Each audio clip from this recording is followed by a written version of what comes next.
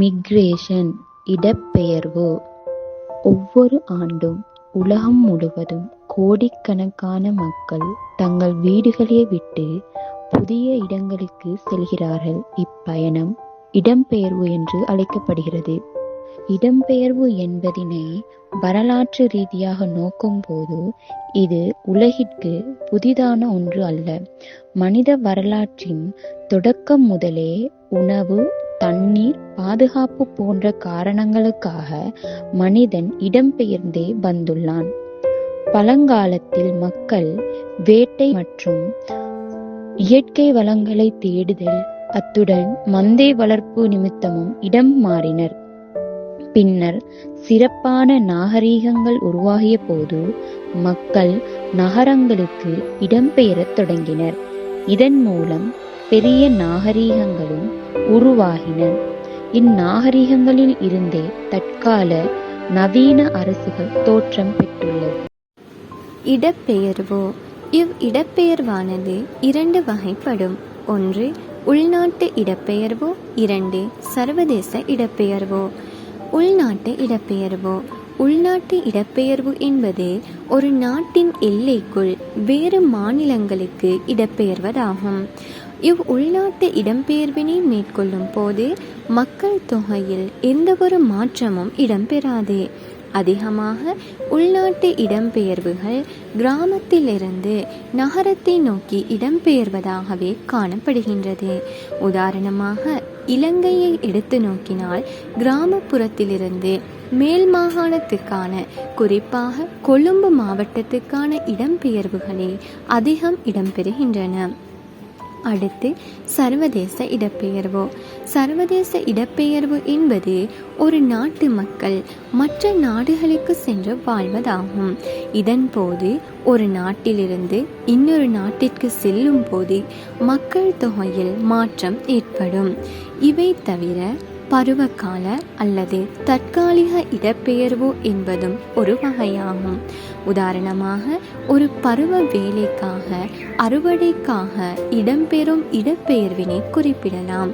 அடுத்து இன்னுமொரு வகையாக கட்டாய இடப்பெயர்வு என்பதனை குறிப்பிடலாம். இது போர், இயற்கை பேரழிவு போன்ற சந்தர்ப்பங்களின் போது இடம்பெறும் இடப்பெயர்வாக அடையாளம் காட்டலாம். இடப்பெயர்வுக்கான காரணங்கள். ஆரம்ப காலந்தொட்டு மக்கள் வேலையின்மை, வறுமை, இயற்கை பேரழிவுகள், உள்நாட்டு யுத்தங்கள் போன்றவற்றுக்கு முகங்கொடுப்பதனால் வேலைவாய்ப்பு, கல்வி, நல்ல வருமானம், சுகாதாரம் என்பவற்றை நாடி இடம்பெயர்ந்து செல்கின்றனர். சமீபத்திய காலத்தை எடுத்து நோக்குகையில் கோவிட்-19 காலத்தில் இடப்பெயர்வு பெரும்பாலும் நகரத்திலிருந்து கிராமத்தை நோக்கி இடம்பெற்றது. காரணம், உலகம் முழுவதும் லாக்டவுன் ஏற்பட்டதால் தொழிற்சாலைகள் மூடப்பட்டன. இதனால் இலங்கையில் உள்நாட்டு மற்றும் வெளிநாட்டு வேலைவாய்ப்புகள் குறைந்ததால் பலர் வேலை இழந்தனர். வேலை இழந்தவர்கள், குறிப்பாக நகர்ப்பகுதிகளில் இருந்தவர்கள், தங்கள் சொந்த இடங்களை நாடி செல்ல வேண்டியிருந்தது. இதனை நாம் ரிவர்ஸ் மைக்ரேஷன் என்கிறோம். ஆனால் பொருளாதார நெருக்கடி காலத்தில் இடப்பெயர்வு இலங்கையிலிருந்து வெளிநாடுகளுக்கு அதிகரித்தது. உதாரணமாக சொல்லப்போனால் 1973 பூகோள எண்ணெய் வள நெருக்கடியின் போது அதிகளவான இடப்பெயர்வுகள் மத்திய கிழக்கு நாடுகளை நோக்கி நகர்ந்திருந்தன. இரண்டிலும் முக்கிய காரணம் வேலை இழப்பு மற்றும் வாழ்வாதார பிரச்சினைகளாகும். பொருளாதார காரணங்கள். வேலையின்மை மற்றும் வறுமை. சிறந்த பொருளாதார வாய்ப்புகளை தேடி மக்கள் கிராமங்களிலிருந்து நகரங்களுக்கு அல்லது வெளிநாடுகளுக்கு இடம்பெயர்கின்றனர். மற்றும் வறுமை, வாழ்வாதாரமின்மை மக்களை வேறு இடங்களுக்கு செல்ல தூண்டும் ஒரு முக்கிய காரணியாகும். இயற்கை காரணங்கள். புயல், வெள்ளம், நிலநடுக்கம், சுனாமி, காலநிலை மாற்றங்கள் போன்ற இயற்கை பேரழிவுகள் மக்களை அவர்களின் இடங்களை விட்டு வெளியேறச் செய்கின்றன. அண்மையில் பன்னாட்டு இடப்பெயர்வு கண்காணிப்பு மையம் மற்றும் ஆசிய வளர்ச்சி வங்கி ஆகியவை இணைந்து நடாத்திய ஆய்வொன்றில் தென்னாசிய எல்லைக்குள் 2010 தொடக்கம் 2021 ஆண்டுக்கு இடைப்பட்ட கால பகுதியில் பருவகால மாற்றத்தினால் 61.4 மில்லியன் மக்கள் இடம்பெயர்ந்துள்ளதாக தகவல் வெளியிட்டுள்ளது. காலப்போக்கில் சுற்றுச்சூழலியல் மாற்றங்களும் மக்களை இடம்பெயரச் செய்வதில் செல்வாக்கு செலுத்துகின்றன. நீர் பற்றாக்குறை மற்றும் உணவு பற்றாக்குறை மக்களை இடம்பெயரச் செய்கின்றன. குறிப்பாக பெண்கள் மற்றும் குழந்தைகளின் ஊட்டச்சத்து குறைபாடு மற்றும் கல்வி கற்கும் சூழலின்மை போன்றனவும் மக்களை இடம்பெயரச் செய்வதில் முதன்மை வகிக்கின்றன. சமூக மற்றும் அரசியல் காரணங்கள். போர் மற்றும் வன்முறை. போர், அரசியல் ஸ்திரமின்மை மற்றும் வன்முறை காரணமாக மக்கள் தங்கள் வீடுகளை விட்டு வெளியேற வேண்டிய கட்டாயத்திற்கு உள்ளாகின்றார்கள். காலனித்துவ போட்டியின் காரணமாக நடந்த போர்களின் விளைவாக 19ஆம் நூற்றாண்டின் முதல் அரை பகுதியில் மக்கள் இடம்பெயர்ந்துள்ளனர். அதனைத் தொடர்ந்து எண்ணெய் வளங்கள் சுரண்டுவதற்கு போர்கள் இன்று வரை நடந்து கொண்டுதான் இருக்கின்றன. இதனால் லட்சக்கணக்கான மக்கள் இடம்பெயர்ந்து கொண்டு உள்ளனர். உதாரணமாக ரஷ்ய உக்ரைன் யுத்தத்தை குறிப்பிட முடியும். அரசியல் காரணங்களுக்காக அல்லது மனித உரிமை மீறல்களுக்காகவும் மக்கள் அச்சத்தில் இடம்பெயர்கின்றனர்.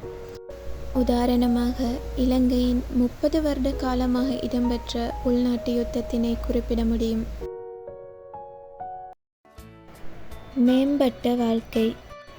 சிறந்த கல்வி, சுகாதாரம் மற்றும் பிற அடிப்படை வசதிகளை நாடி மக்கள் இன்று மேலைத்தேய நாடுகளை நோக்கிய இடப்பெயர்வுகளில் அதிகம் நாட்டம் செலுத்துகின்றனர்.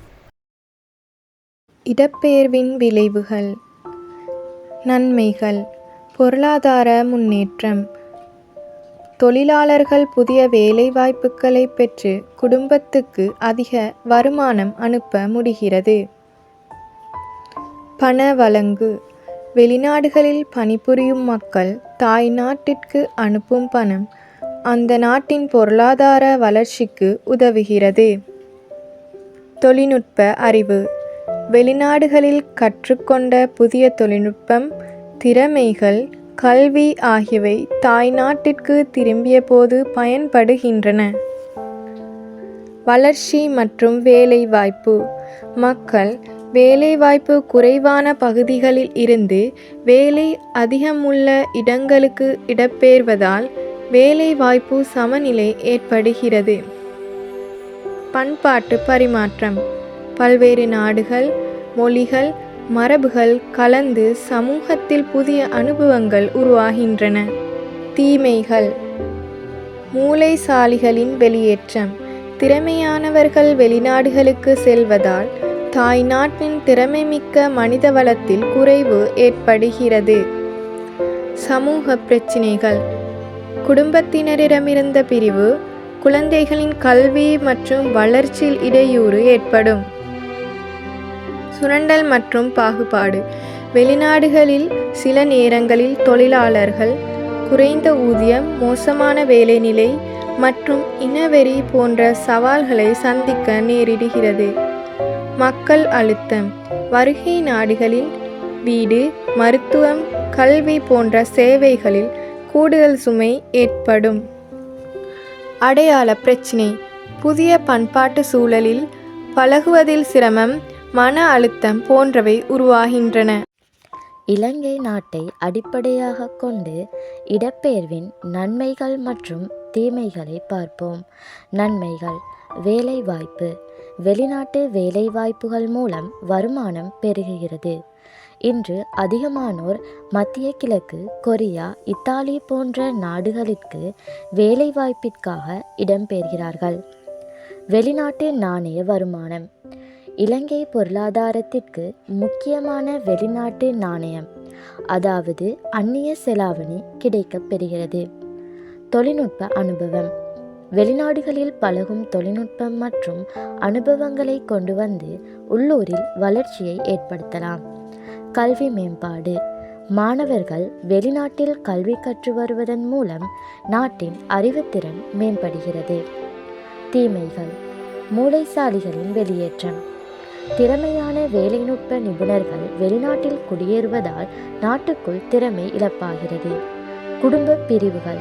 பெற்றோர் வெளிநாட்டில் வேலை செய்ய பிள்ளைகள் பராமரிப்பு இல்லாமல் ஏமாற்றம் அல்லது மன அழுத்தத்தை சந்திக்கிறார்கள்.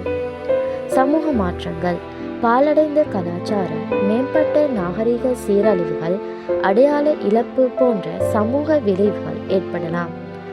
நாட்டின் உள்நாட்டு தொழில்கள் பாதிக்கப்படுதல். மக்கள் வெளியில் வேலை தேடி செல்லுவதால் உள்ளூர் தொழில்கள் தொழிலாளி குறைவால் பாதிக்கப்படுகின்றன. இடப்பெயர்வினால் பல நன்மைகளும் உள்ளன, அதே சமயம் சமூக பொருளாதார சவால்களும் உள்ளன. சரியான கொள்கைகள் மற்றும் பாதுகாப்பு ஏற்பாடுகளின் மூலம் இடப்பெயர்வை நாட்டிற்கும் மக்களுக்கும் பயனுள்ளதாக மாற்றலாம்.